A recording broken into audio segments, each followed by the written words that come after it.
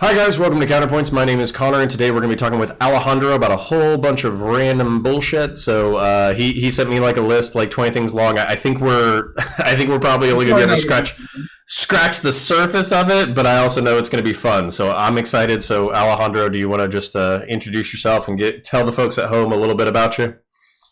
Yeah, cool. So, hi, my name is Alejandro. I am 22 years old. I'm a computer science student. I go to school in New York State, not New York City. And yeah, I like politics. I don't always like politics, but it's really entrapping. I don't know. I'm coming from a largely left-wing perspective. I haven't found the best label. I don't know, something around social democrat, something something. I've spent a lot of time consuming right-wing content because it's morbidly curious, and I want to see if it's right. But yeah, so I mean, I guess I see the point of all of that, and there's validity to it. I have some hard biases against it. I also think that the left is mostly right, but maybe that's just the bias talking. But yeah, that's initially me. Do Cool. you have any questions? Yeah. So we were kind of just joking about it before we got onto the stream. So one of the interesting developments about the right wing, if you wanted to talk about like the far right, is the alt right or alternative right really racialized things around like 2016 to 2018 with white identity and white identitarian politics. Nicholas J. Fuentes, I would see as the only person who's kind of survived like the alt-right purge, and now he's around the American nationalist label. He himself is Hispanic, but he considers himself like a Europe, like I would say European identitarian who wants to preserve a European majority inside the United States. Your name is Alejandro, but if you're walking down the street, I would just as easily assume that your name was Mike. So so I'm kind of wondering, what's your background, what's your experience, how do you perceive the world, what was your childhood like, and kind of how do you fit into this political mess that we call American politics? Yeah, sure. So I'm actually whiter than Nick Fuentes, believe it or not. Pretty much, my family's from Argentina. Argentina has a lot of European immigrants. My dad's side, like many generations back, was Italians that went over in the 1800s. My mom's side was the Jews that fled from the Holocaust. Fun fact: Jews also went to Argentina, not just Nazis. I don't know why they both did, but Yeah. It's like, hey, bro, didn't I just see you on the boat? Wait, what? Like, fuck. Oh, no, it's all cool now. You go to the mountains. I'm gonna stay down here. Yeah. So I don't know how logistically that worked out. There's a lot of German people from both sides of what was going on in Germany. Yeah. So there's like maybe one or two like actually native people from Argentina, but I'm pretty much a white person. My parents immigrated here, like they got married down there and moved up here. I grew up here pretty much. I spent 2 years in Switzerland actually, because my dad got a job there temporarily. That was when I was a little kid. So I actually like learned French. You didn't know French. And then I forgot French when I moved here. Fun fact: 3 days before 9/11, September 8th, 2001. I didn't really register 9/11. I was a child, but yeah, and I've pretty much just like grown up as like a white person that speaks Spanish and goes to Argentina every 2 years. Well, and what's your family like? Where they do you speak it at home? Are you bilingual in that respect? Are your parents like are predominantly speak Spanish, speak English? What's kind of the situation there? Yeah. So I go back and forth with that with my mom. Like it's easier to talk about complicated things in English with me, or if I'm upset, it's easier to talk in English. But I like speaking Spanish, and I do it as much as possible. Because it's useful, obviously. Yeah. Well, I mean, Yeah. shitloads of the Americas speak Spanish. I'm going to try to teach my kids some Spanish, so I know Yeah, that. no, I really like being able to speak Spanish, and like I also took French in high school, so a bit of it came back to me. So I'm like 2.5 lingual. So useful skill set. I like it. But yeah, in terms of racial stuff, it's a meme with my friends that I'm like vaguely ethnic. Because like I actually came up with my own meme about this. I don't even have white privilege. I have vaguely ethnic privilege because I get to check the Hispanic box, but I don't have to deal with any bullshit around being Hispanic, like in people's interactions with me. So it's a little better than being white. But, yeah, so that's where I'm at racially. Did you? I don't know. Yeah, I don't know if you ever saw the debates. Like I've been doing like roundtables for Dylan Burns and what was it? Yeah, and also like Prime Kai and Pisco's been on there, and I said that he was like he was like white Hispanic or white passing or something like that. He's like, me, like white Hispanic, and he's like, I was like, dude, this is what's frustrating for me, because I really feel like a lot of people don't understand it. Like, I know 2 months ago there was a meme about white Hispanic and a bunch of like conservatives like not really understanding that people from Spain are also European. So they might be Mediterraneans and they might be a little bit more swarthy, but they're still Europeans, and a decent amount of them will look white and all that kind of shit. What's that? Okay.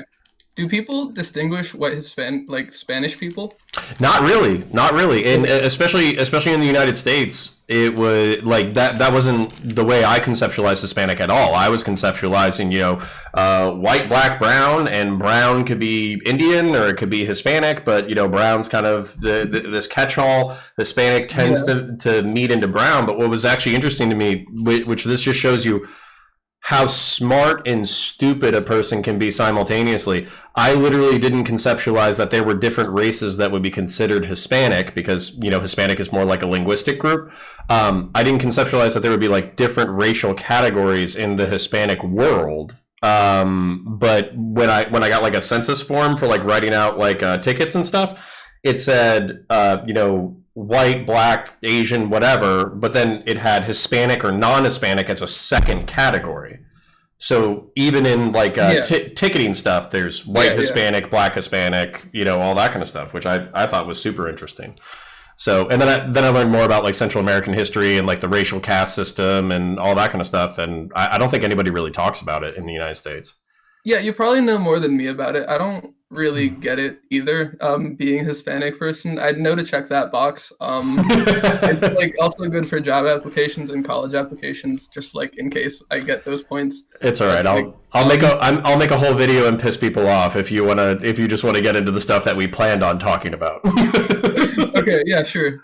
Okay, so before we get into all of that stuff, I do have a question for you. I think it's good to clear the air on this. Mm-hmm. Do you love black people?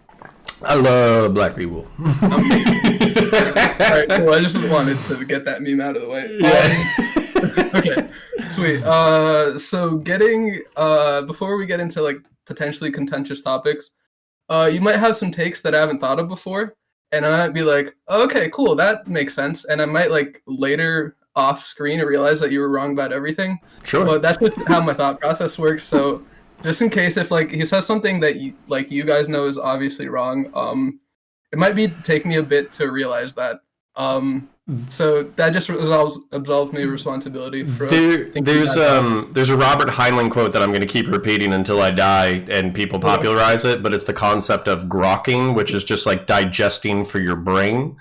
So you can introduce a concept that like doesn't sit well or does sit well, or it takes you a while to think about and all that kind of stuff, and basically grokking is kind of just like absorbing as much information as you can out of a thought, and it takes a really long time to do that. Like there's shit that I'll be in the shower and it'll like strike me between the fucking eyeballs. It's like, oh shit, like I never thought about that before.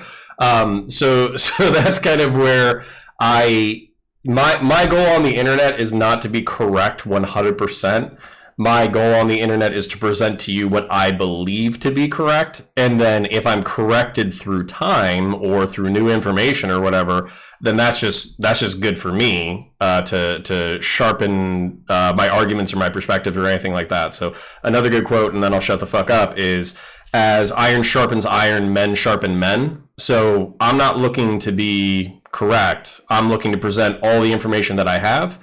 And then if we become better people through the conversation, then that's really the ultimate goal. Right.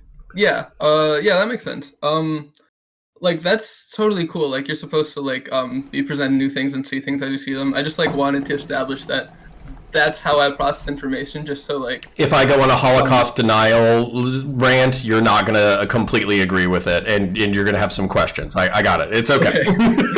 Cool. But yeah, like an example of like, then we'll get into this, but like this is like a fun like thing that I think is good to like, I think it's good for people to like know about. I don't know. So I actually like believed flat Earth for a week and a half because like I didn't know the counter arguments. And like I met someone, and it was also in person. So like, but like he like talked to me like about what he thought. I was like, oh shit. Like the only reason like I had before for not thinking in flat Earth was like that's fucking stupid.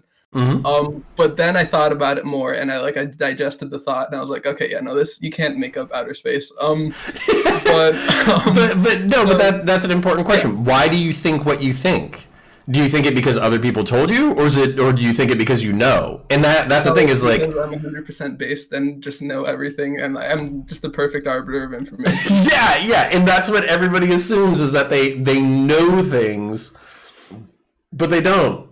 Dude, I wasn't there during World War II. I just have books that I read, and then I assume that they're accurate. You know, so that's kind of I always try to approach a subject with a certain level of like I'm an idiot and I'm not even going to trust myself.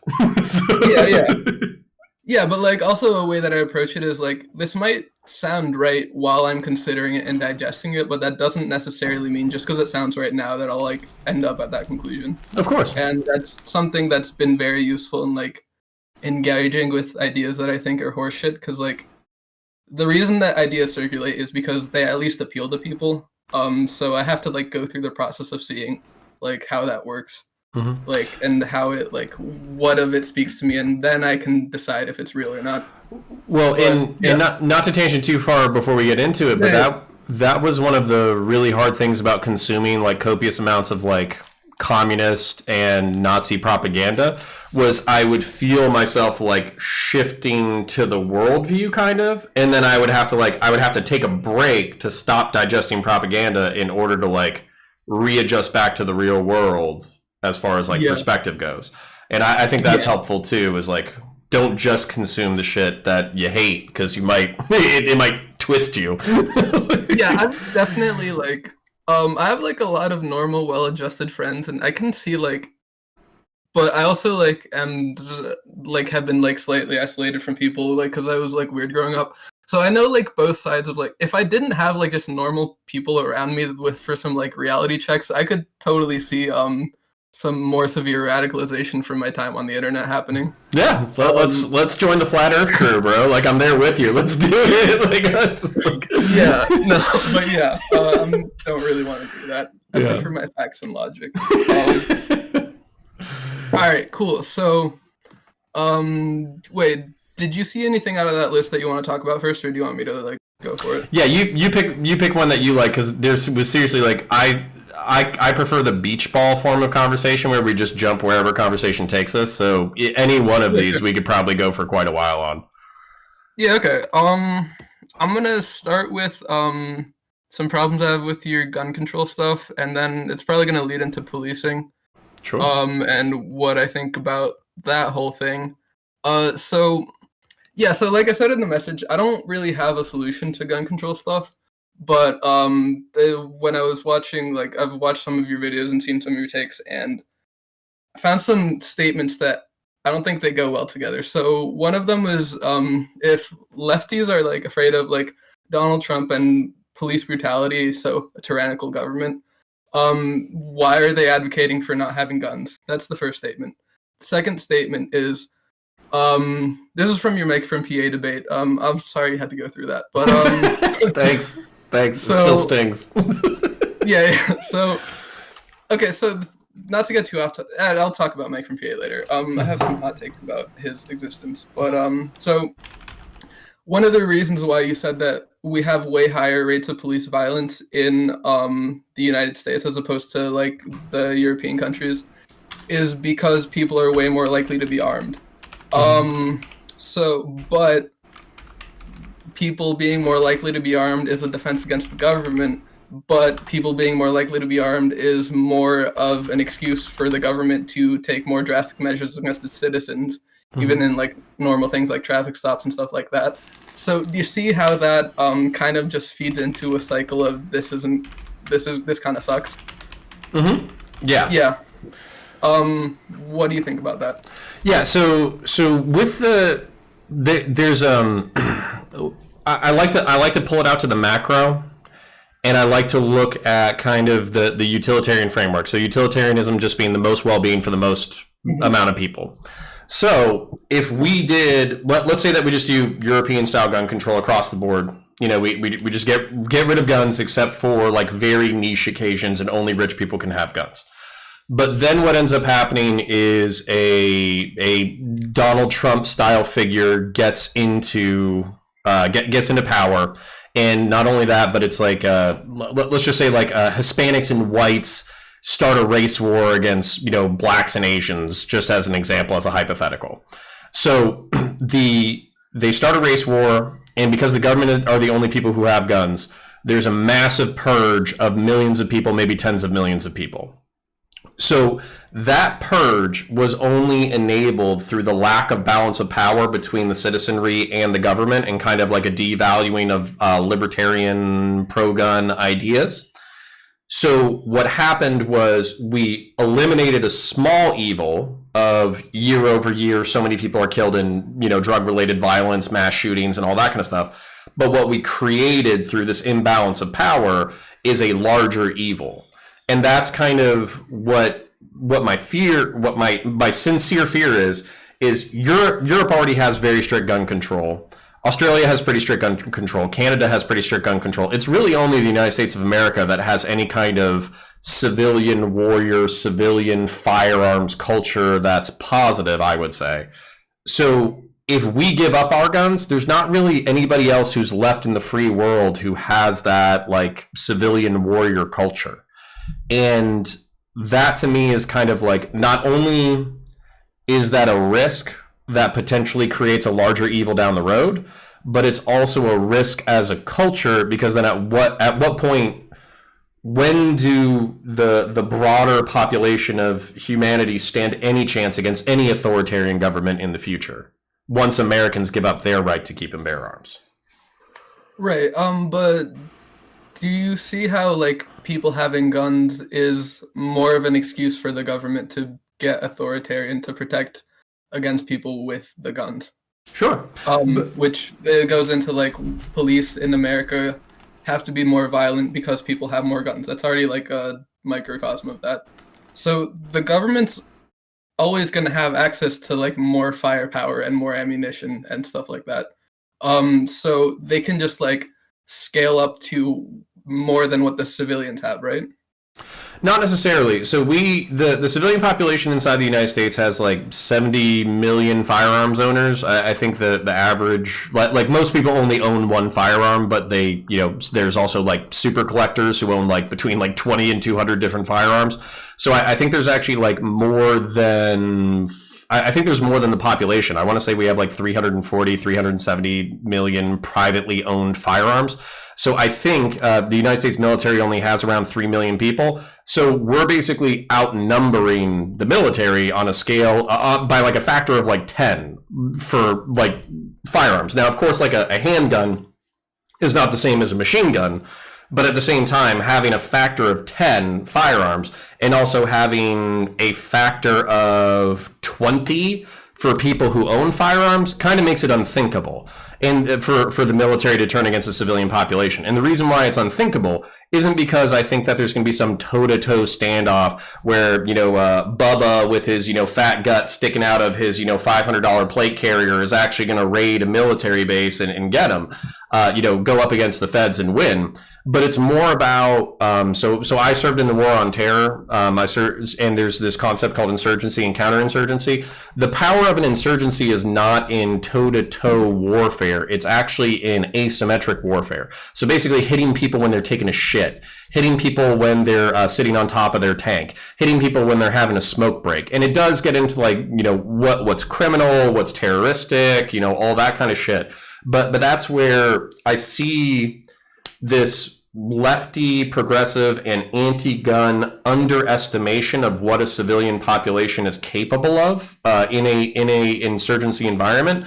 And the historical examples I would cite to you are, Vietnam, Afghanistan, Iraq, where the forces that we went against either defeated us or have continued decades-long conflicts with homemade bombs and privately owned firearms.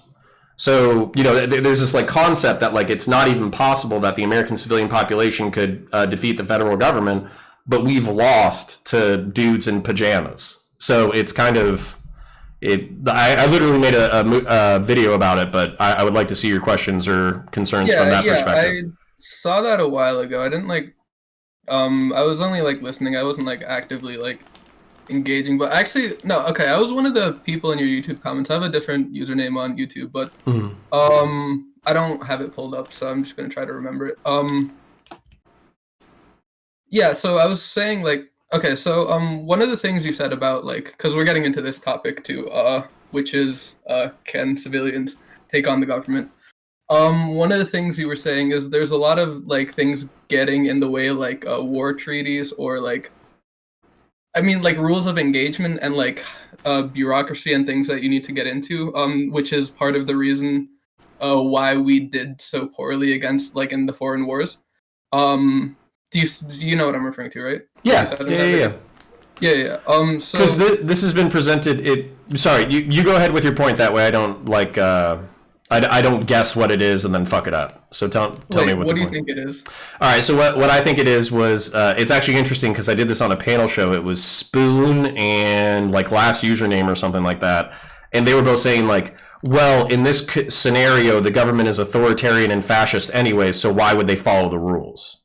Why wouldn't they just kill everybody? Why wouldn't they just, carpet bomb cities and execute families and all that kind of shit? So you're saying that they have to play by the rules, but you don't have to play by the rules. In this scenario, if it's an authoritarian and fascist government, what's going to make them play by the rules? I mean, yeah, pretty much. You were saying stuff about how if stuff like that. I think you were saying something about how they need popular support. Mm-hmm. The government needs popular support. Do fascist governments need as much popular support as right now the U.S., which is a democracy that people give a shit about things and they're sort of beholden to what popular opinion is. Yeah. So do you already have a counter argument for this, right? Yeah. So here's the thing. This kind of gets into what do you want to live for and what do you want to die for? And this is kind of the perspective that I would have is that if the government is kicking in doors and executing families or carpet bombing entire cities or not caring about the rules of war and subjugating their entire civilian population to what amounts to war crimes, isn't this the exact same style of government that the Second Amendment was written for in the first place? So it's not a question of, and this is, so I'm going to do something very cringe, but I'm prepping my audience for some cringe. There's this concept in Avengers from Captain America where it's you either fucking fight with your fucking principles and you die with them, or you just or you completely concede everything.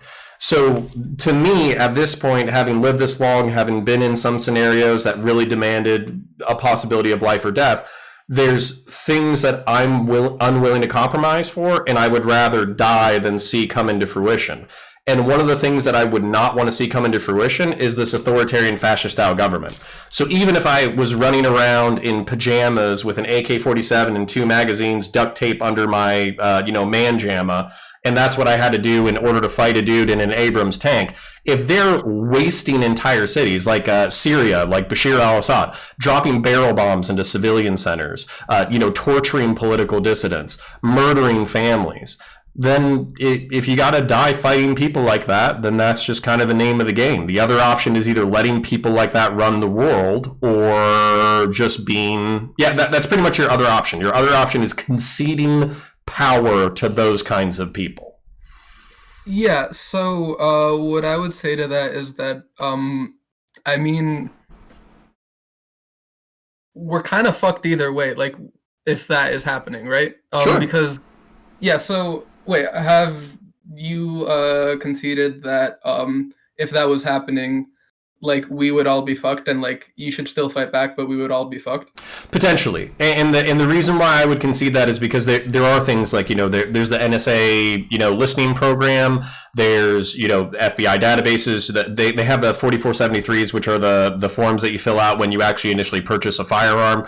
The NSA probably literally, because we're talking over the internet right now. And also, like, I don't know if you've noticed that your cell phone has been searching for shopping purchases when you're talking about things in the room, and the phone's not even like on. You don't even have the screen unlocked, but then it suggests advertisements to you because it's literally listening to you. That's happened to me. I don't know if this is a tangent, but has that been proven to be true? Because that might also just be you notice the ads that are about things that you were talking about. Okay, well, I mean, I don't search for lingerie or jewelry, but I was talking to my wife about our anniversary with my phone unlocked, and it started suggesting jewelry and lingerie. So, like, I don't search for that stuff on my own. No, you wouldn't search for it, but it's just like an ad that pops up. But if it's irrelevant, you don't notice it. But if it's about something that you remember just talking about, then you might just notice that and have a confirmation bias about it. Maybe. And but at the same time, even Alexa, like I have an Alexa at home, that the voice recognition software in there is available. Edward Snowden has talked about how they can target phones and basically turn them into microphones so they can listen to you while you're talking. And this isn't bullshit. This is Edward Snowden, the whistleblower from the CIA program. So the question is... This was kind of a sidebar because I know that phones have the capacity to do that, and that's the point that you were getting at. I haven't seen any proof that just because you're talking about something and the ads come up, it's because the ads came up because we were talking about it. It might just be confirmation bias. Well, sure. So let me concede that point, but let's just say that you're getting at the right point that they have a lot of information gathering. They have a lot of information, and if you get onto the wrong side, they can use that against you. And could they, in this concept of a rabid authoritarian government that doesn't give a shit about any of the rules, could they basically use wiretapping, algorithms, search functions, and all that kind of stuff to find potential political dissidents, fracture them, break them, and make it impossible to resist their will? Yeah, absolutely. Yeah, I think that's entirely possible. But that's the exact kind of people that should be scared of us in the first place. So it's all about balance of power. And to kind of bring this home, because I want to articulate why I believe what I believe. It's because right now to me there is a certain level of acceptable death. Every year, we have a certain amount of people who die from cancer. We have a certain amount of people who die from alcohol. We have a certain amount of people who die from drugs. We have a certain amount of people who die from accidents. We have a certain amount of people who die from firearms deaths. And the question is, this is really the question at the heart of the matter. Is it worth it to reduce American civilian deaths to the point that it matches Western European civilian deaths, but at the same time give up a very strong check against runaway authoritarian government? That's the question. So you can get the world that you want, but you have to give up this thing that I think, you don't have to think it, I think it's a potential check against an authoritarian government that's very valuable in a free society. So I'm not willing to give that up. You're saying that it makes more sense to give that up because we're fucked anyways. Yeah, like if it's not actually gonna be a check against an authoritarian government, it might just be a sense of security. Like another thing, sure. And you gotta add it with the NSA. Like we have a lot of gun owners, but they need to coordinate with each other. And if they just like shut down all the communication infrastructure, which they can, I don't know to what extent they actually can't, like specifically, but they can have control over the communication infrastructure, and then. Because like it's way easier to do that here than it is to do abroad because this is their country. Then like I wouldn't want to have a check against an authoritarian government if that check isn't even going to work and it causes problems. Yeah, see, and that's where I think that we're attacking the issue from two different completely different rooted perspectives. So for instance, to you, and you are correct in this thought, that just by having a shitload of guns inside the population, it's just, it's like having fucking swimming pools or cars. it's going to increase the likelihood that bad shit's going to happen. If you have pools or ponds or lakes that people swim in, people are going to drown. If people have cars, they're going to get into car accidents. It's the same thing with fucking guns. Just by having guns in the society, there's a certain amount of death and injury and all that kind of shit that's just going to happen. It also significantly increases the chances of mass shootings. It significantly increases the chances of terrorist attacks. And also, like you said, it increases the violence with which law enforcement visits upon civilian population because they're afraid of guns. So there's all these bad consequences that I concede are real. So I have a utilitarian calculus that I'm not willing to give up. You don't believe that my utilitarian calculus is correct. But the kind of this other thing that you have to factor into this kind of thing is, hold on, I lost my thought and I don't want to pretend like I still have it. but oh, okay, it was about it was about the deaths.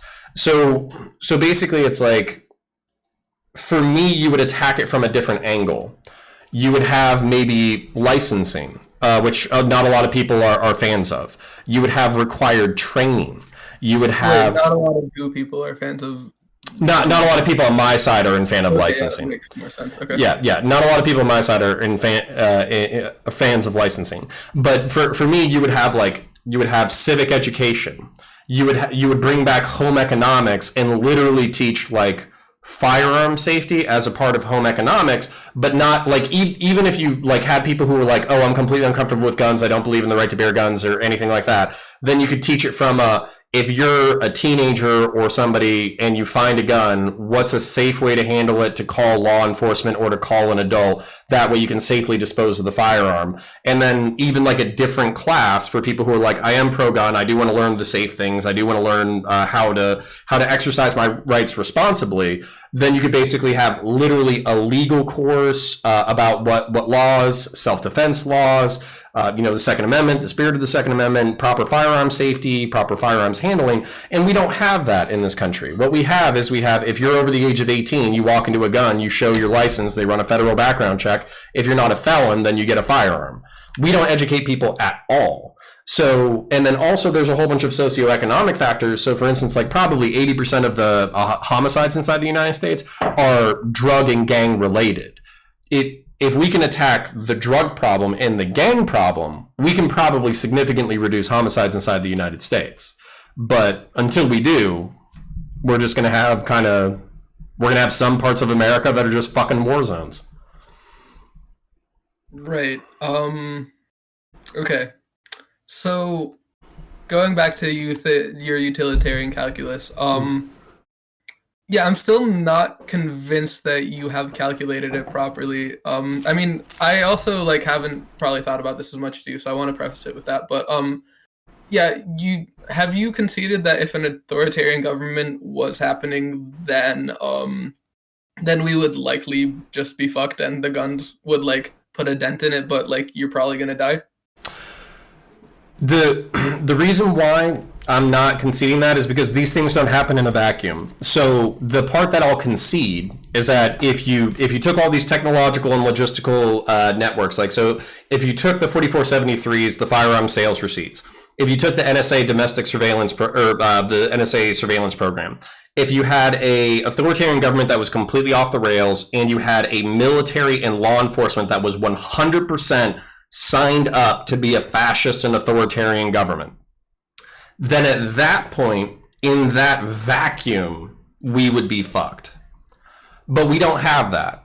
We have a law enforcement that's sworn to the Constitution of the United States, of which the Second Amendment and the Fourth Amendment are a part of. We have a military that's sworn to the Constitution of the United States, of which the Second Amendment and the Fourth Amendment are a part of. We have a representative democracy that distributes power pretty fucking well. The reason why Trump was not a dictator was not for a lack of trying, but because he's an incompetent boob, and because there was enough Republican and Democratic mechanisms to mute his power.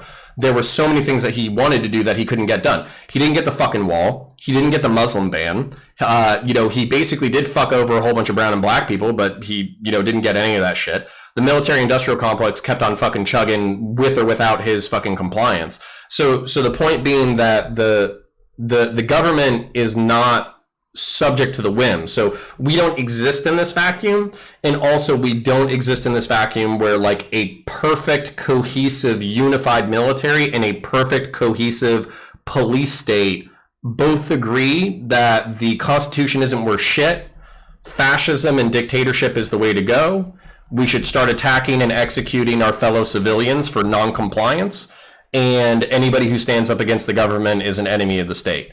As a matter of fact, what's really interesting is even in your home state of New York, when they started imposing the assault weapons ban, there are sheriffs in upstate New York who said, fuck you to the city, and they said, we're not enforcing any of that shit. So I know that it's fun as a leftist to think that all cops are just jackbooted thugs who, exist to, stomp on the throat of fucking brown and black people. But a lot of cops, including myself, we're constitutionalists. We're believers. We're people who believe in the ideals of the society. We believe in a republic. We believe in the balance of power. So that's kind of where, in a vacuum, I agree with you that we're fucked. But in American politics and society as it exists now, I think we could fight for a better future without giving up this safeguard that I religiously believe is important and you don't. Right. So in this current paradigm, if so you think that if the government started doing something that people were vehemently against, that they were willing to take up arms, if we just started shooting cops, do you think that would go well? No, of course not. You lose. It would work out, or just the National Guard would get called in. You need to have a nationwide coalition to stand against if we want to fight against the military, and the military is still proper and doing things right, that we might still have a chance against that.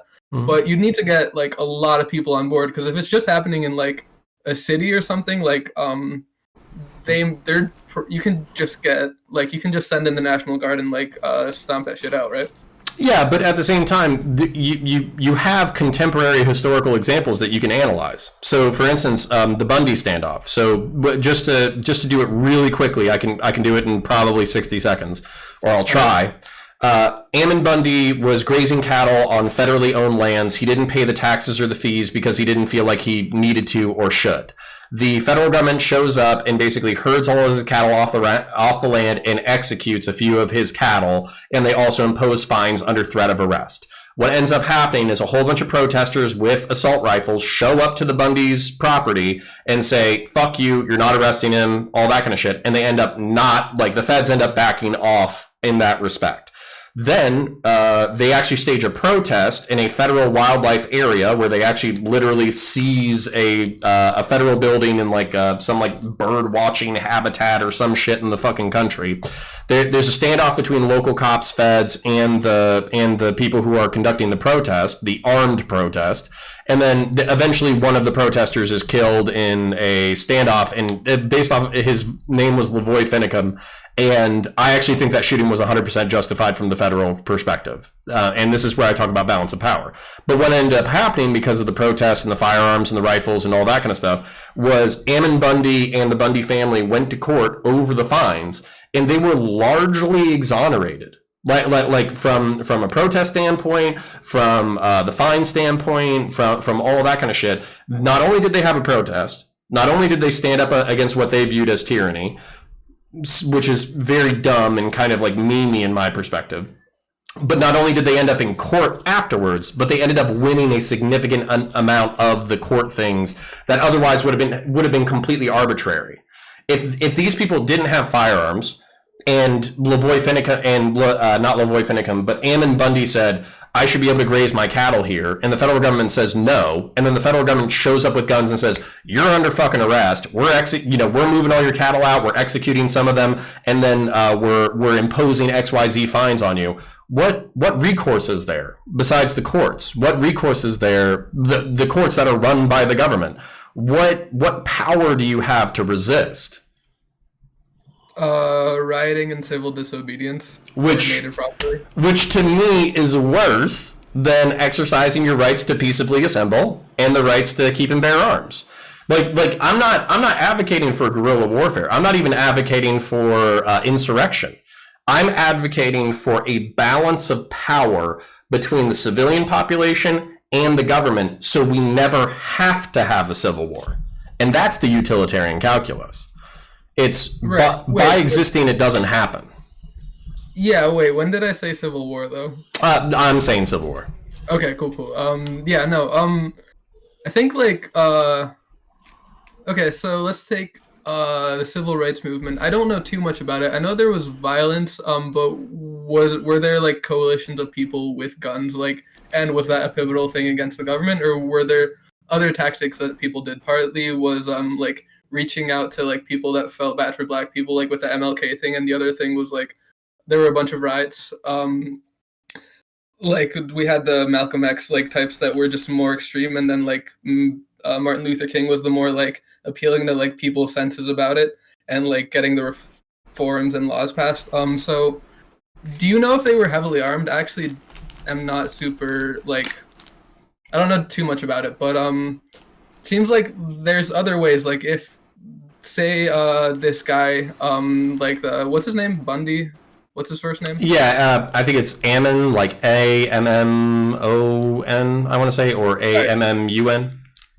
Yeah, okay, so Ammon Bundy. Say we found out about that, and it was made pretty clear to the, like, everyone around the country that this was fucked up, and then people started protesting and boycotting and rioting when necessary. I don't think riots should always happen, but, like, if the other recourses, like, haven't worked, then it's an effective way to spread a message against tyranny. But and let me. Can I use your own logic against you really quick? If you want, yeah.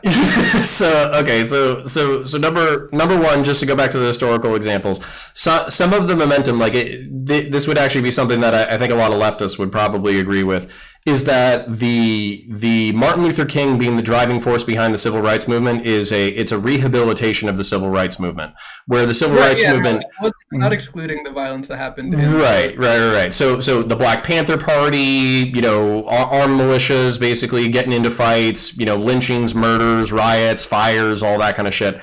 So basically, and this is actually funny because I was literally listening to a podcast about this the other day, where Vosh and a few other was watching like a TJ Kirk video, and they were talking about, like, well, what is the momentum? What is the fuel that actually gets social movements moving? And the fuel that gets social movements moving is actually conflict. It's violence. Right. Yeah. It's having a disagreement, having that disagreement be intolerable, and then people moving those things forward. So you can do those things peacefully, but generally speaking, they don't necessarily work. And it takes a peaceful, intolerant government to allow peaceful protests to have any kind of momentum in the system whatsoever. So to bring another historical parallel into this, in 1973, this is actually literally one of the things that's really frustrating for me, for tankies who want to rehabilitate the CCP. In like the 1970s, I think it was like 68 to 73 or something like that, there was something called the Cultural Revolution. There were people inside China who wanted to open up the country and who wanted to start using a market-based system in order to promote economic growth, and they were viewed as what's called capitalist roaders. As a result, what ended up happening was, it wasn't just the government, but the government supporters. They worked up the civilian population into a frenzy, looking for anybody who was a capitalist sympathizer, and as a result, between 500,000 and 3 million people were dragged out of their houses and beaten to death and executed in basically mass hysteria. It was pretty much a countrywide witch hunt looking for capitalists. So it's like agitating the capitalists so then you can, like, use force against them? Not even. The capitalists existed, and they were saying, Mao Zedong is kind of a failure, and we need to start thinking about market-based solutions in order to improve the country. And that mere provocation of capitalists suggesting market-based solutions for the communist government led to the Mao Zedong in his later years, because he literally died like 3 or 4 years later, being like, I need to solidify my legacy. I need to solidify the PRC. I need to solidify the communist government. So as a result, we're going to have the Cultural Revolution. And the Cultural Revolution was an attempt by Mao Zedong to solidify the authoritarian communist legacy, basically through a mass purge of capitalists. So this is where, like, you and I don't mean you, but kind of like the proverbial you. You can look at police shootings every single year. There's 1,000 people who are killed by law enforcement every single year, half a dozen to a dozen of whom are unarmed. You can look at 30,000 people. I want to say it's like maybe 45,000 people who are killed, 15,000 people a year are killed inside the United States due to homicide, and 30,000 from suicide, and I think 80% of them are firearms. And you can look at that and you can say it's horrible. We're giving people firearms. They don't have any mental health. Mental health support services. They're killing themselves. We're giving them access on a very easy way to kill themselves. You can say we're giving gangbangers and people who are desperate and destitute the opportunity to kill other people just because they're poor. This is horrible. But to me, 10,000 or 15,000 people dead from homicide every single year, or all these other factors of people dying every single year. I would rather have 15,000 people die every single year rather than one, lose freedom completely. CCP is a fucking nightmare. And two, have a mass political purge killing hundreds of thousands, if not millions of people, of which whom I am a potential political dissident. So that's where it's an existential struggle for power. So for you to say, like, I don't want the power, I don't think it's worth it, that's not an argument to me. I would, and just to reiterate this again, I would rather have 15,000 people killed in random homicides in the United States every single year rather than a mass political purge where we literally kill between 500,000 and 3 million people because an authoritarian government got in power. It's not morally equivalent to me. It is not the same to me. Mm-hmm. I don't, and I should probably just let that sit, but I don't just look at 500,000 dead killed in China in 1973, and then since then they've only had 500 people killed per year by the cops, and then I just add up. Sorry, what's that? That just went past me. Can you say that again? Yeah. So I don't take so let's just say that the Communist Party of China kills, let's just say that they kill 500 political dissidents every year. Let's just say that they do that since 1970, which is 50 years. So that's roughly 25,000 people. And then let's lowball the Cultural Revolution, and let's say that it was only 500,000 people who were killed. So we're up to 525,000 people. All right. So 525,000 people divide by 15,000, which is the annual amount of people who are killed in homicides inside the United States, 80% of guns. That is representative of 35 years of American violence. Okay. So, which on the grand scheme of things, China's actually doing well. They only have to kill 500 people a year in order to keep the peace. We kill 16,000 a year in order to keep the peace. So it's like a factor of like 10 or 20. But I don't just look at being dead as the only thing about life. I look about being able to express myself. I look at the restrictions on government. I look at the the balance of power. I look at the overall freedom. And to me, like, freedom inside the United States is not a meme. I'm not able to talk to you for a political conversation for an hour and a half by accident. And if we were to have this conversation in certain parts of the world and we were critical of our governments, there would be people who would knock on our door. And that's important to me. So 15,000 people a year is worth it to me. Okay. Let's see. Yeah, so I'm again not confident on this stuff, but I want to get to another point which relates to this.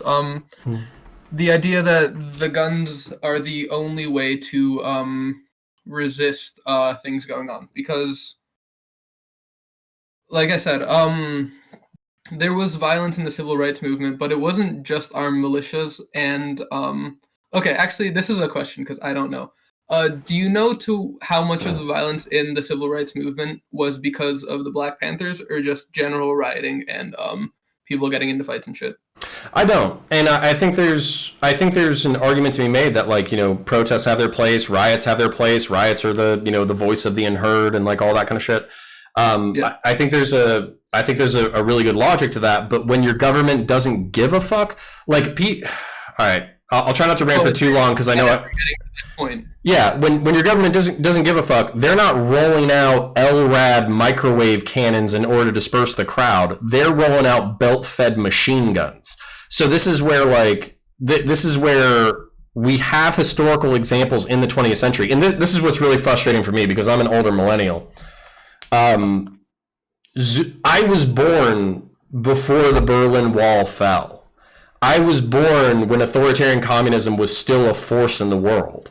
I was born in a time where the biggest fear wasn't mass shootings, it was literally nuclear holocaust between superpowers. So that's kind of where I feel like we live in this very privileged age where we can kind of look at jihadist terrorism kind of like a lightning strike, or we can kind of look at a mass shooting like a lightning strike where we're just like, oh well, let's just give up some rights here, give up some rights there, give up the guns here because it's not going to go bad again.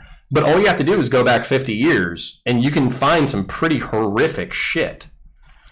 Did the CCP come up against the will of the people, and it would have not happened if they were able to fight back, or is it because people thought it was a good idea? No, they thought it was a good idea. And led by, I don't want to pretend like I know leftist history. I could probably get a lot of shit from not having read theory for saying this stuff, but no, the communists were popular.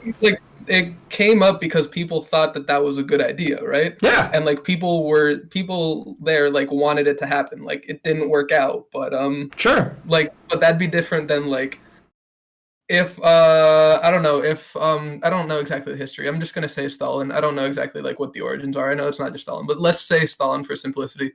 If Stalin was just all right, fuck you guys, we're gonna be communists and we're just gonna take over the shit and you guys can't do anything about it because you guys are an unarmed population. That's not how it happened. It happened because people wanted a authoritarian state because it would manage things. They thought it would manage things properly or something like that. Yeah. But if people didn't want it to happen, and they still had a pretty sensible government that still cares, and they had good institutions and and they had good democratic institutions and things of that nature, stuff that stopped Donald Trump from being the dictator or whatever, stuff like that. If we can just keep this going and just keep enough sensible people, then just protesting and rioting when it's not working can happen. That should be enough to stop it from happening. And if we just stay on top of that stuff, then we won't need guns to stop the authoritarian part from happening. You would hope. but it's something to stay on top of. It's not you can just it's not the type of thing where oh, it's gonna work out, but we have to be actively engaged in keeping things in a good place, and that's part of the point of democracy. But you and I don't have power. We have as much power. Not two people, but of course. But I'm even talking about the population. We have as much power as we are allowed to have. That's how much power we have. So right now, what I see happening is I see an increasing amount of young people looking to authoritarian fascism. I don't think there's a libertarian fascism, although that'd be hilarious. But yeah. We'll start it. Libertarian fascism. But they're looking to fascism, and they're looking to communism or socialism as alternatives to what's going on because they know whatever's going on right now isn't working. That's what's going on. So to kind of bring it back to what you were saying, where was communism popular? Was there popular support? Well, all we have to do is we have to stay on top of the happiness and material well-being of average human beings and all that kind of stuff, and then we can kind of prevent fascism or authoritarianism from taking root. And whenever it does present itself, we should be able to combat it with a few well-placed riots and protests. The reason why I don't believe that is because I do believe in the leftist theory of material conditions driving human will, where desperate people look for desperate solutions. So I think the reason why authoritarian policies are becoming more popular by the day is because we're being fucked in the ass by our oligarchs who basically don't give a shit about the health and well-being of the average person. So what I'm worried about is hyper rich people Jeff Bezos. Yeah, we could go. He's probably like the main supervillain, right? But the top 10 supervillains, billionaires of our society don't give a fuck that you are working for $10 an hour without any benefits, that you're going to live and die inside a neon lit hellscape, moving packages from point A to point B. They don't give a fuck. They don't care as long as they get to keep more money. So what they'll do is they'll fuck over the average person so much that person will clamor for any solution that sounds good. And on the right, it's going to be fascism, and on the left, it's going to be communism or socialism. And that's what I'm worried about, and that's what I'm not interested in. We've already done these things before. The reason why there are historical parallels in Germany, there are historical parallels in Japan, there are historical parallels in China that all repeat the same pattern, and I'm not interested in repeating these patterns or being a part of them, to be honest. Right.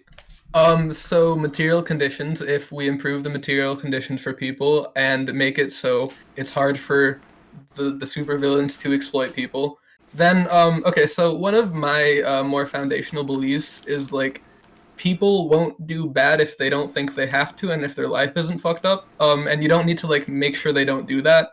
Like, if you're in a rich neighborhood, you don't need to be as on top of getting robbed as if you're in a poor neighborhood, and that doesn't have anything to do with like security and policing or anything. It's just that's way less likely to happen because people are less likely to do that. It's not like people have to be prevented from doing that.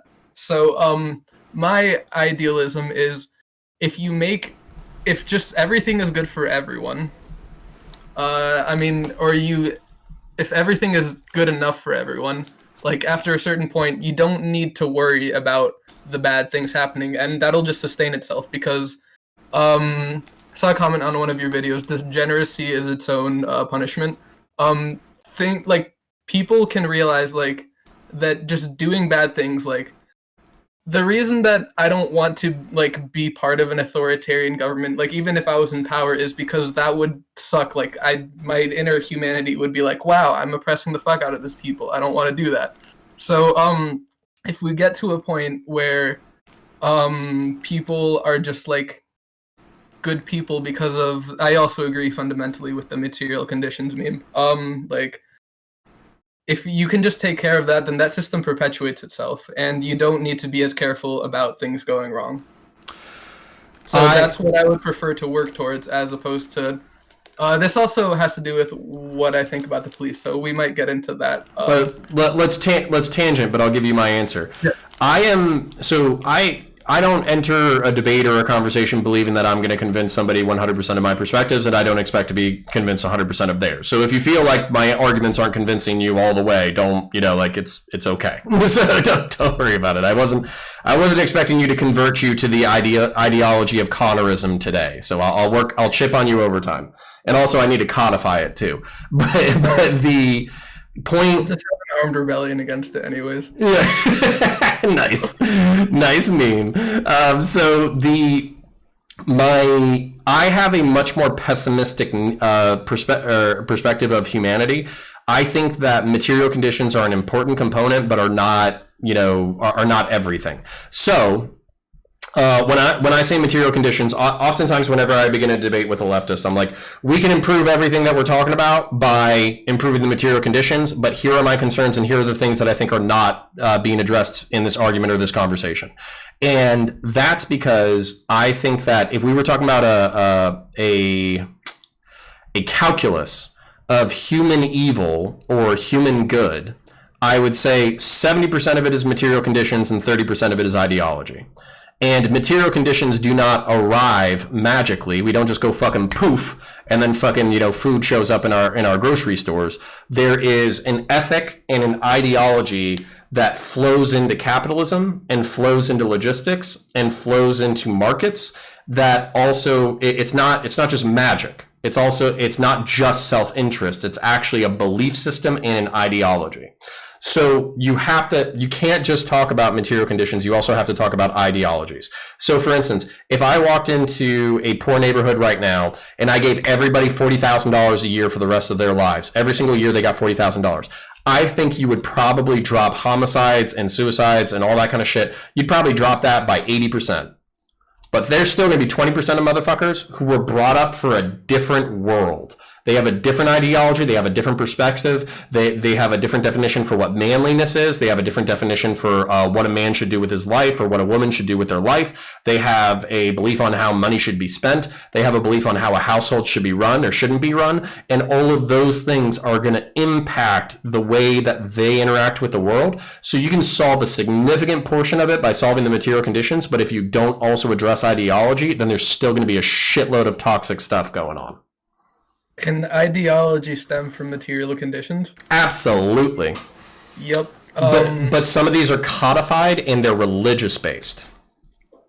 I think it is a lot easier to like get people out of that and show them that like better ideologies are just going to work out better for them if just things are better for them, like in the material sense.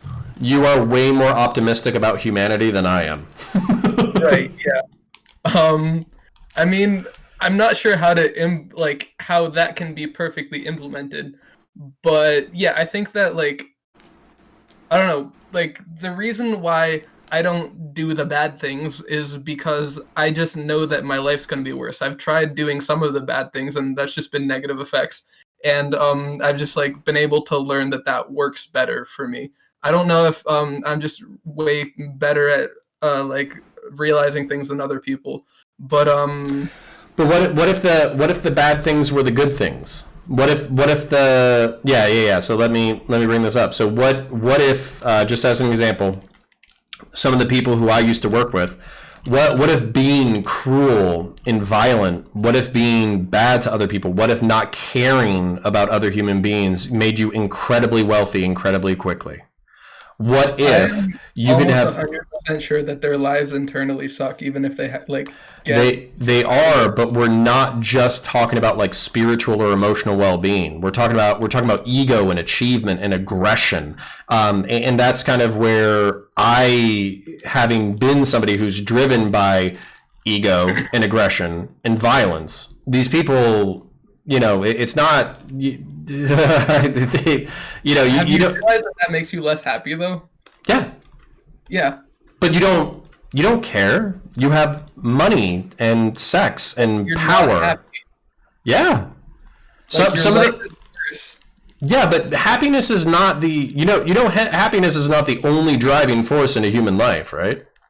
Well, being like, if you want to like get the money and sex and power, it's because you think it'll make you happy, right? No. And not even like, oh, I don't even just mean like the emotion of happiness, but like being how Buddhists distinguish between happiness and peace and happiness or something like that. There's a distinction or joy and happiness, like being at peace with the world and being like okay and like just being like, yeah, I got money, yeah, that's good. Real contentment like is just better. It's just better. Yeah, but so like once people get it, like figure out how to get to that point, like that should be pretty self-sustaining. You are way more optimistic than I am. It's not that I don't agree with you. I agree with you, but you are kind of making a mistake that I think a lot of like libertarians make, where it's like you believe that people, and I'm not trying to put words in your mouth, but I'm just saying you are thinking rationally. And you are assuming that people are largely rational actors. I think that people are rational actors when there isn't stuff making them not rational actors. I disagree wholeheartedly. I think we are dumb fucking monkeys throwing shit at the wall, and we are very lucky that society works in any capacity.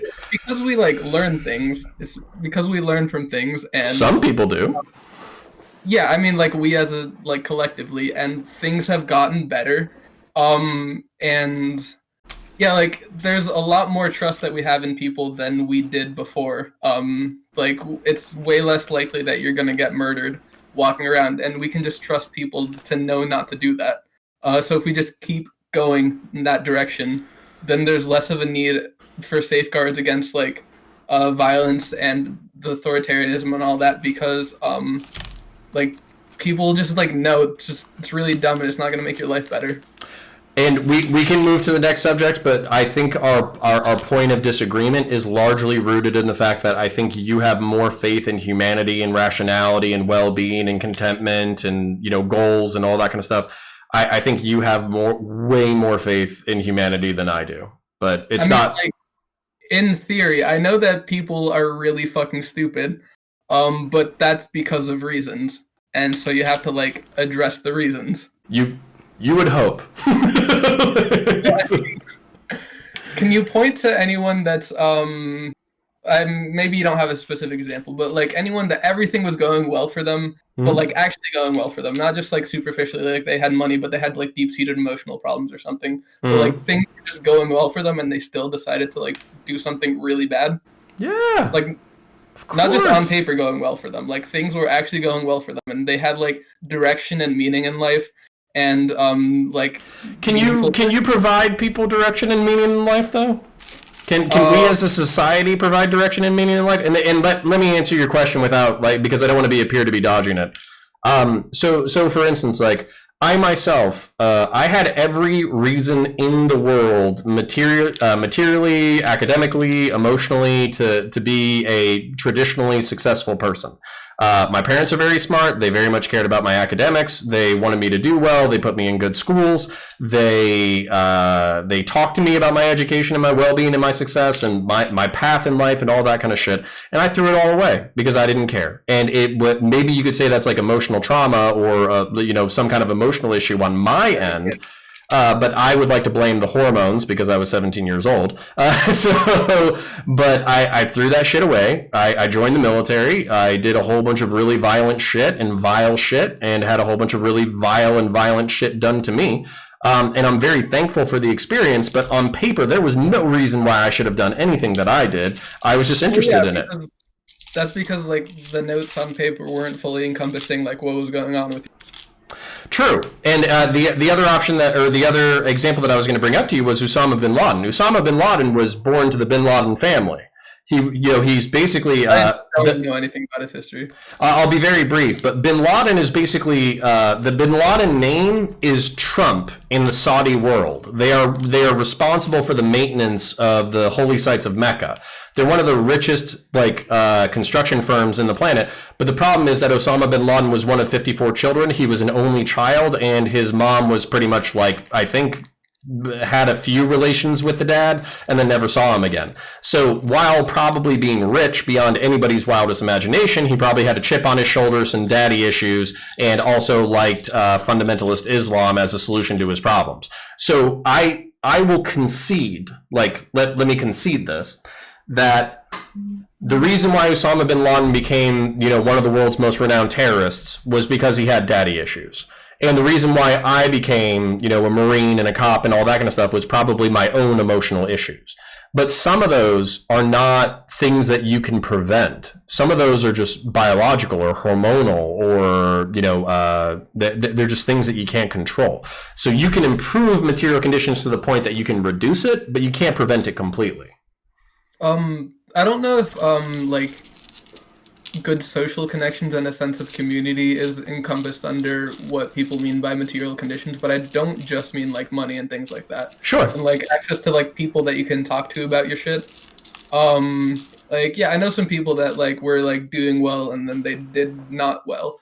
Even though they came from well-off families and shit like that, the typical thing. Suburban kid thinking that selling drugs is cool. You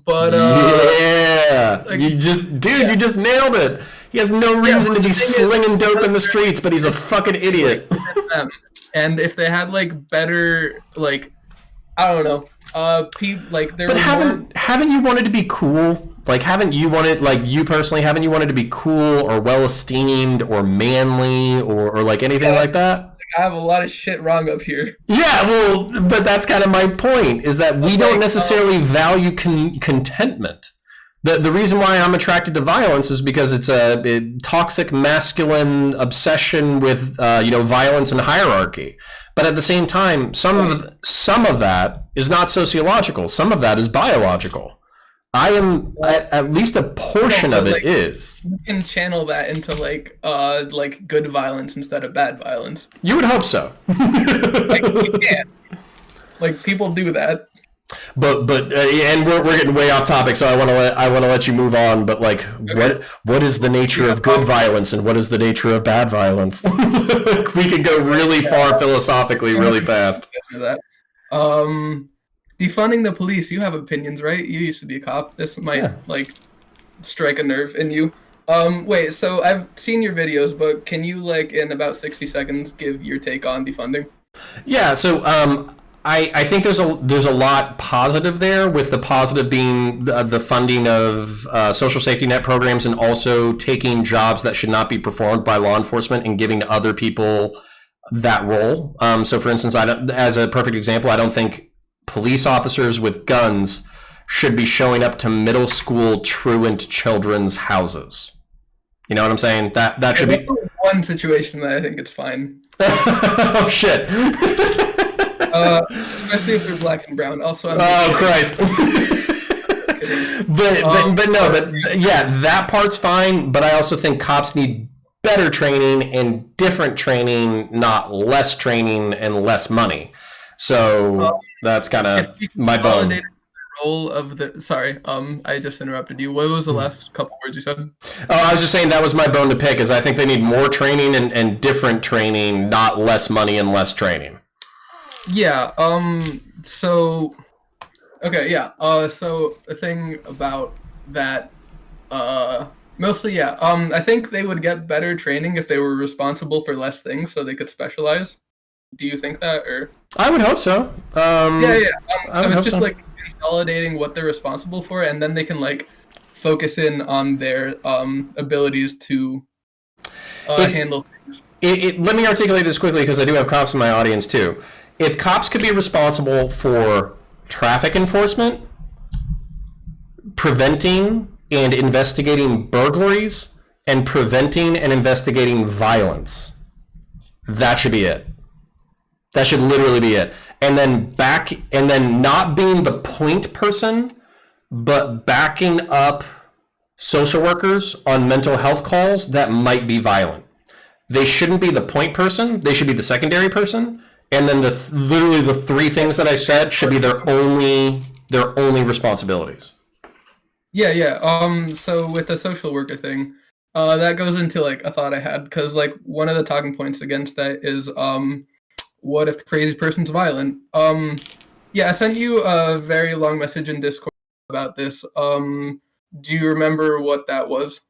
What was it basically like? What do you think should be the nature of how this gets done? Like, should it be a social worker and a cop and like all that kind of stuff? Right. Yeah. The main thing I was getting at is even like violent people, like crazy people that are violent. From how I see things, de-escalating that is pretty different than de-escalating like someone robbing a bank. Sure. Or stuff like that, because like you especially don't want to hurt crazy people. Like they're a threat, but like you need to put more effort. Well, maybe if you don't care about like if it's just like you got to break a couple legs, but like you especially like don't want to hurt crazy people. But like if you're robbing a bank, you're kind of like getting what you signed up for. Mm-hmm. So if they were just like different people that like knew how to do violence and fight people and stuff, but they were specifically trained to respond to crazy people, and knew like what general triggers were for people and like how to subdue them properly. I think that would be better, and they'd like more be a branch of like the ambulance or something. Sure. But yeah, and someone might ask, but why not just train the cops to do that? And I think because you need to specialize what people do so they don't spread their skills too thin. Because I mean, yeah, like if you need to like learn the ins and outs of like people's deep-seated psychological problems and how to handle that, like when like they're like throwing shit around, and you also need to like know how to handle like the normal criminal stuff, you're probably going to be worse at both than if just different people like separate groups were responsible for those things. Well, and just I want to talk about like two examples really quickly that both I would think are a step in the right direction. So you could literally have psychological trauma counselors who are exclusively trained for potentially violent people who are having an episode, and they could be ununiformed. No uniforms, no pepper spray, no taser. They're just ready for violence if it comes. And then what you could have alternative to that is basically there's what's called community safety officers. They actually have them in one of the departments locally, where they have they have mace, a taser, and no gun. And basically a CSO trained in CIT, because we love our acronyms, which is crisis intervention training, should be like the. So if somebody might be violent, have the social worker go out.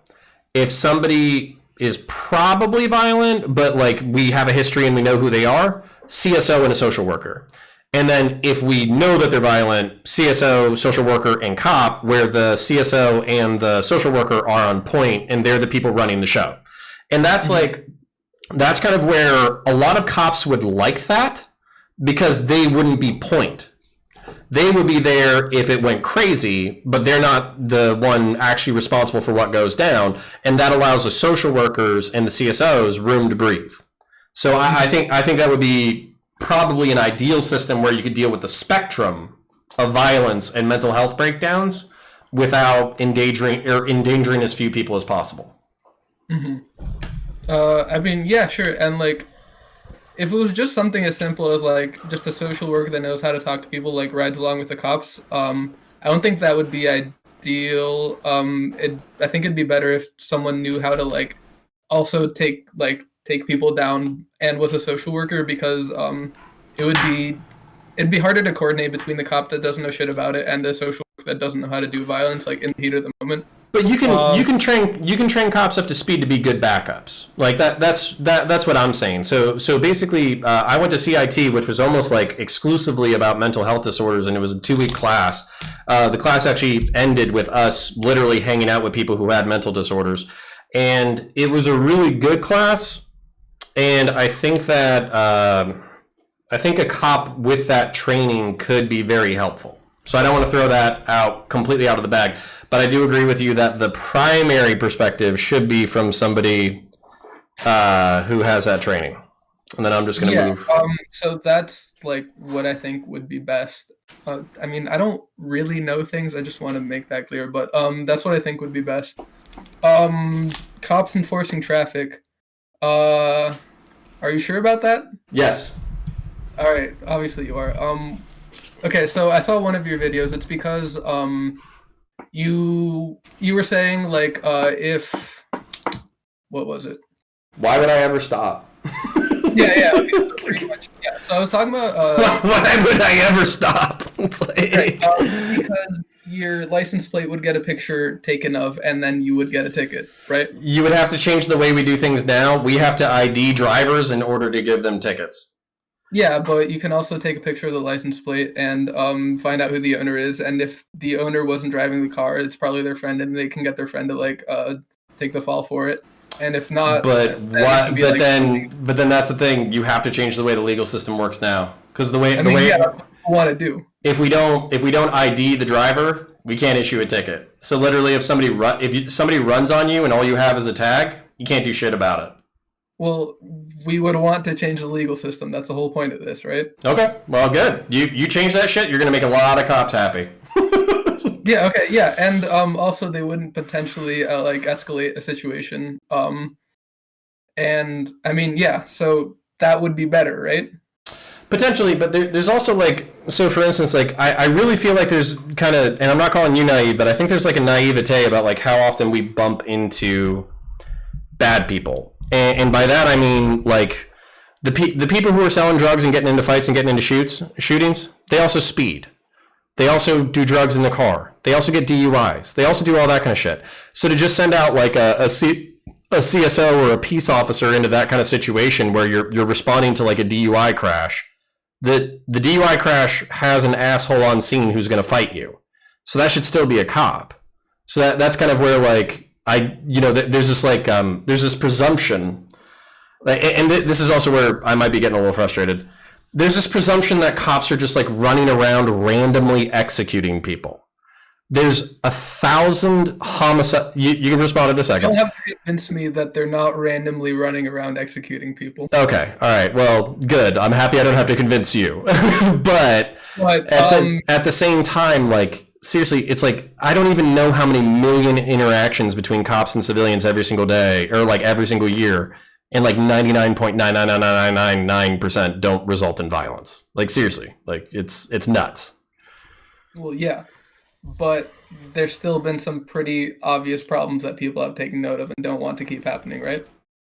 Sure, but there again, we kind of get back to the utilitarian calculus of where do you draw the line? What's an acceptable amount of mistakes? What's an acceptable amount of fatalities? Less than this? Like, it's still bad. Well, what's your number? I don't fucking know. Okay. Well, if you don't, but that's my thing is if you don't have a number, then it's never going to be good enough. Right now we have 13. Sargon debate, the first one. Which one? The Vosh and Sargon debate. No. Okay. It was really frustrating because Sargon's terrible. And Vosh didn't know how to deal with that. But one of the things that something that Sargon was doing, which was really annoying and dishonest, was Vosh was saying like every business above a certain size has to be a worker co-op. And why aren't you a worker co-ops, Vosh? No, not that one. The thing Sargon was saying was, what's the number? What's the exact number? And Vosh was like, I don't know. Like, we can figure out exactly what that is. Like, once we all agree that this is something to work out. And it's like, no, you need to tell me what the number is. Otherwise, okay, so let me not be a disingenuous fuck, but we have 13 unarmed people who are like if you look at police homicide statistics, 13 people annually who are killed who are unarmed, and then like 80 to 90%, like, and then you have 1,000 people who are killed every year, and 80 to 90% of them are armed. So that's kind of my thing. Out of a country of 330 million people, you know, that's my thing is like, what is the level of acceptable stuff? And if you want to, this is my real proposition. Mike from PA, so, and we only got like 10 more minutes, so we should probably talk shit about Mike for a second. Okay, so I want to say my response to like the amount of people that are killed. But Sure. Hold the thought for 30 more seconds. We can shift to a European model, but we would need European-style gun control, and then after that, we can play Benny Hill music and fucking wrestle people for 40 minutes when they have machetes. But until that happens, you are not going to have unarmed cops or cops with tasers and pepper spray running into American cities where young American men are armed with guns, and they're going to wrestle them. There's not a dollar amount that you could pay a human being to do that job. Right. Okay. So now there's two things. You brought up the relatively small amount of deaths compared to like how many people there are. I would argue that the problems with law enforcement aren't just the people that die, but the negative interactions and the negative ripple effects that happen in society with that. Were you like? I agree. I agree. So if you can, and you know about how like cops having negative interactions with people, even if no one gets physically hurt, or like if it's a small physical injury, those are bad and those cause problems. And eventually make things worse down the line. So it's not just about how many people die. So if we can reduce the amount of interaction that law enforcement has as much as possible with the community, and try to have like unarmed people come in and then like have a panic button, like we have like radio systems, and it's not like people need to be like right there. And as long as like the unarmed people, or like maybe they have like a taser or something, are like relatively willing to take on the risk, but like know that they can like press a button and the actual armed people will show up once we know that it's bad. I think that would be a lot better and reduce potential negative interactions in society with police. So it's not just about how many people die. That's just the tip of the iceberg that gets people to realize something's fucked up. But there's more to it than that.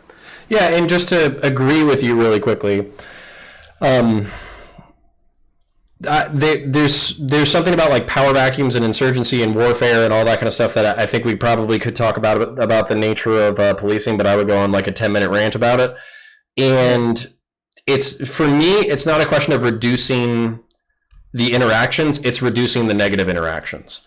So I actually don't think that there's a problem with me as a cop, because I'm actually thinking of a few streets in particular, because I used to literally walk these streets. And sometimes I would get to go into a house, and sometimes I would get to talk to people and drink lemonade and all that kind of shit. And that's the kind of policing you want to do. You want to be a part of the community. You want to be friends. You want to be boys. You don't want to be viewed as the enemy. You don't want to view the people in those communities as the enemy. You literally want to protect them only from the people who would commit violence against other people. That's what we're looking for.